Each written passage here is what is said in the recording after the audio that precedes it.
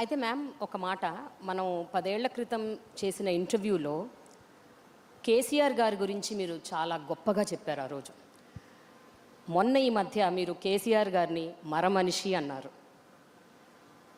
దానికి మీరు ఇచ్చే రీజనింగ్ ఆన్సర్? కేసీఆర్ గారు ఆ రోజైనా గొప్ప మనిషి, ఈ రోజైనా గొప్ప మనిషి.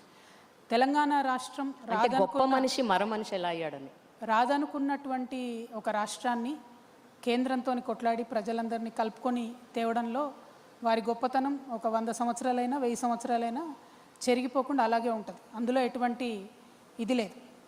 ఉద్యమ కేసీఆర్తో ఎవరికి కూడా సమస్య లేదు. ముఖ్యమంత్రి కేసీఆర్తోని, బీఆర్ఎస్ పార్టీ అధ్యక్షుడు కేసీఆర్ గారితో చాలా మందికి సమస్య ఉంది. అట్లానే నాకు కూడా సమస్య ఉంది.